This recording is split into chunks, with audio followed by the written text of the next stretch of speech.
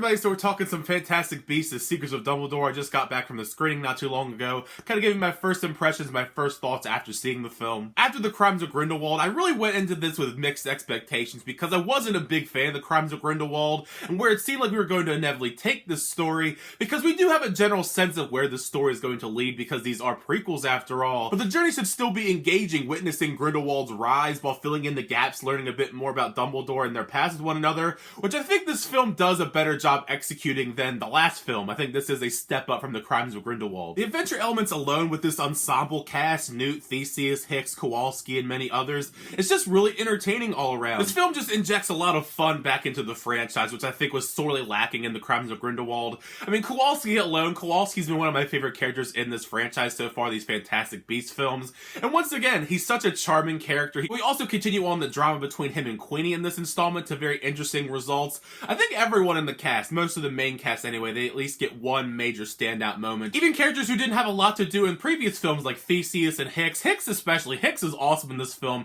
Really standout performance here from Jessica Williams. Part of this film's return to form I think could be attributed to the fact that Steve Kloves has returned to help write the screenplay. As we all know, Steve Kloves is a veteran to the wizarding world. He wrote almost every single Harry Potter film except for Order of the Phoenix. Right off the bat, you do feel the big difference here when it comes to the screenplay elements, when it comes to building up our story and fleshing out the world and the characters. It's a major step up to the last two films where J.K. Rowling just herself was writing the screenplays. Because, you know, J.K. Rowling is a great author, not as great when it comes to executing a screenplay. And I'm glad that she got some assistance here from Steve Kloves, because other than herself, I feel like he would understand the characters very well. The majority of the cast here get a bump when it comes to developing their characters. I think one of the best examples here is Newt, because Newt has kind of been a background character in the last film, and even in this film to some degree. But I do think The Secrets of Dumbledore does its best attempt here to have him come into his own as a character, while getting the stuff that we love about his character, which is interactions with the different Fantastic Beasts. All of that stuff in the very first Fantastic Beasts film, just watching Newt go around and collect all these different fantastical creatures,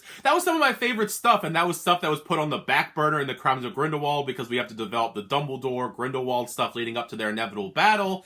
They kind of return to form here. There's not like a crazy amount of Fantastic Beasts in this film. We are still much more focused on Dumbledore, Grindelwald, but I felt there was enough new creatures in the film, some new, some old, and it added a lot of the fun, whimsical elements to the film. A lot of them are used kind of in a comedic aspect. We've seen some of those bits and pieces in the trailer between Newt and Theseus. That was a very entertaining scene. Not too big of a surprise because his name is in the title of the film, but the best character by far in the film is Dumbledore. Jude Law was great in the last film in a very limited capacity, but now that his role is expanded in The Secrets of Dumbledore, he's fantastic. This truly is his film. We're finally being able to explore the many layers of the character in ways we never really got to see in the Harry Potter films.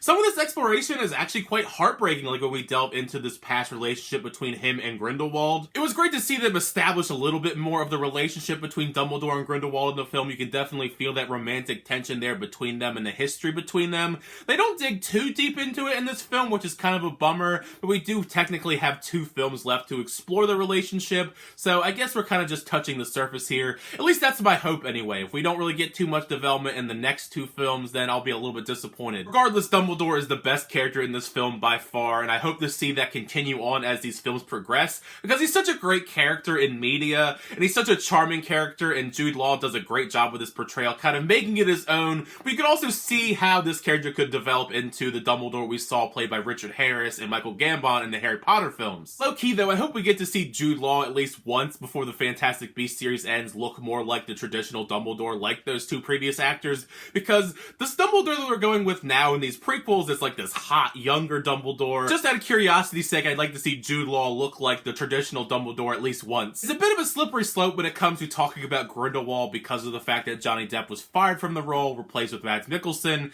because I don't really personally think he should have been fired from the role, especially considering there are other problematic people in the cast of the film that got to keep their jobs. But nevertheless, just speaking strictly about the role, I quite like what Mads Mikkelsen brought to the character of Grindelwald. He's definitely going for a different kind of character than Johnny Depp was with the role, but he's still a very intriguing antagonist, as in Secrets of Dumbledore, we get to see him become a more powerful, imposing presence and a threat.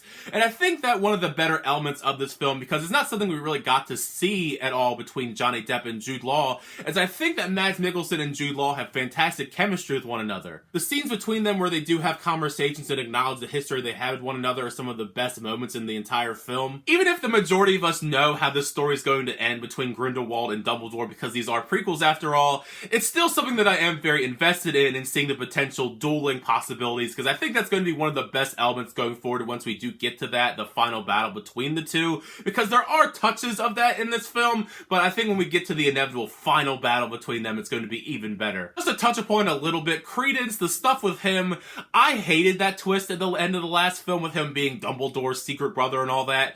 Credence as a character, never been one of my favorites. I don't really care too much about Ezra. I mean, their portrayal is fine, I guess. And their portrayal, once again, is fine with the limited role they get in the film, but it's nothing that I really care about. There are some cool visuals that involve Credence, a lot of that you've seen in the trailers.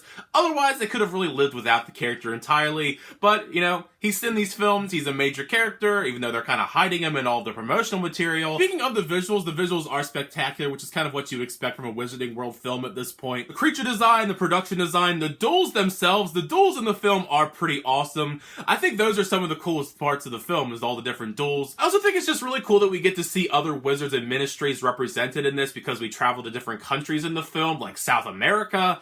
Pretty cool stuff that we don't really see in any of the other Wizarding World stuff so far, and I hope that we continue on in further films seeing different locations, as I've always had that curiosity there to see what other countries were like in the Wizarding World. And this could just be a me thing, but I feel like all of these Fantastic Beasts films so far, all of them, they're just kind of too long. Every entry to this point feels like they're trying to just shove in so much stuff that causes the structure of the story to get a bit scattered, when there's so many different characters to juggle, and that problem continues on in this film, as this surprisingly is the longest out of the 3 Fantastic Beasts films, and I feel like it didn't need to be. There are definitely things in this film you could have shaved off to make this a little bit more streamlined. There's probably 15-20 minutes or so you probably could have cut out of this, and it would have been a much better experience for it. Despite what's at stake in the film, this film has very low stakes, which is kind of weird considering everything, and I think that is partly because of the fact this is a 3rd installment out of 5 films, so you really do have to stretch this out as long as you can, and you do feel that a little bit here. It's kind of a long-running problem with a lot of franchises where the middle films kind of just stagnate a little bit. I would love for them to continue on to get to the 5 films, but at the same time, I hope that we don't shorten everything and we have everything crammed into one last film either, so it's kind of a conundrum there. But yeah, all around, I think that The Secrets of Dumbledore is a solid film. It's not my favorite among the 3 Fantastic Beasts films. I still think the first one is the best out of the 3, but it's definitely loads better than Crimes of Grindelwald. It's an improvement in that aspect, and I hope that with Steve Klove's inclusion and his return to the franchise, it'll continue to get better and better as we get to the conclusion for the Fantastic Beasts series. Now you've heard my thoughts on Fantastic Beasts, The Secrets of Dumbledore. Make sure you share your thoughts down below. What did you think of the film when you get a chance to check out the film? Did you like the film, not like the film? Out of the 3 Fantastic Beasts films, which would you say is your favorite? Is it this one? Is it The Crimes of Grindelwald? Is it Fantastic Beasts and Where to Find Them? Because I'm really intrigued to see what everybody's responses will be. I imagine most people will probably have Grindelwald last, just because The Crimes of Grindelwald was probably my least favorite, and it's kind of like the universal least favorite. I don't know about as compared to the rest of the Wizarding World. I don't know where I'd rank it among the entire Wizarding World. Maybe I'll do a ranking if you guys want me to. Either way, thank you guys so much for checking out the video. I really appreciate that. Make sure to like on the video. Also, subscribe to the channel to update reviews, reactions, all that stuff on the channel. The next time, I'll see you guys later.